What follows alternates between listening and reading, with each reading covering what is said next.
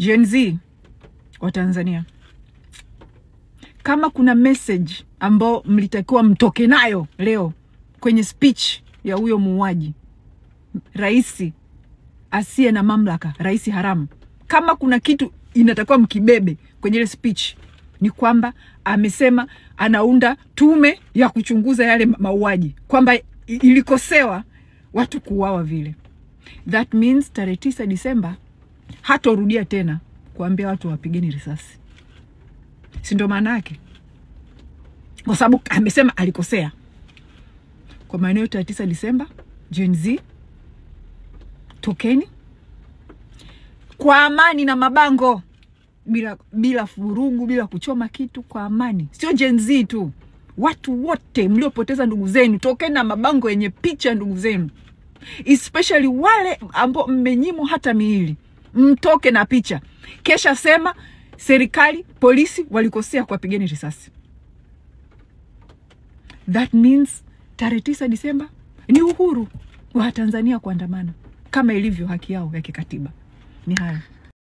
Katika hotuba ambayo aliitoa Rais Samia kwa mara ya kwanza kabisa baada ya kuapisha waziri mkuu na kufungua bunge rasmi kabisa, aliwaomba pia Watanzania washikamane, wakuwe na upendo kama ilivyokuwa mwanzoni, na pia akachukua muda wake kuwapa pole familia ambao walipoteza ndugu zao na watu wao wa karibu kupitia maandamano yaliyofanyika juzi kati.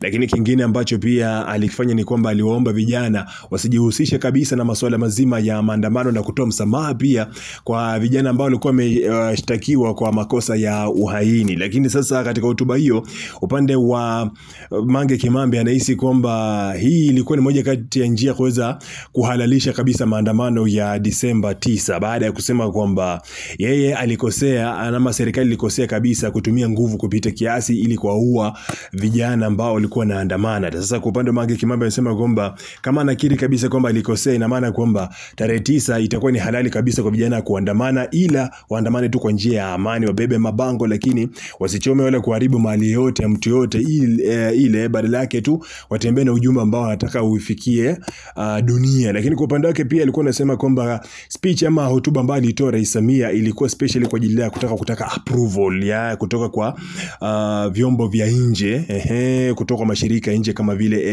AU, SADC na wengine. Kwa akawa anasema kwamba yeye hajatambulika kimataifa kama rais wa Tanzania, anajaribu sasa kuvuta mashirika nje ili waweze kumtambua, na pia nchi za nje pia waweze kumtambua ili iwe rais kwake pia kufanya vitu kama vile kuchukua mkopo na vitu kama hivyo. Sijui umechukuliaje ujumbe huu wa Mange Kimambi? Nipe maoni pale chini kwenye comment section.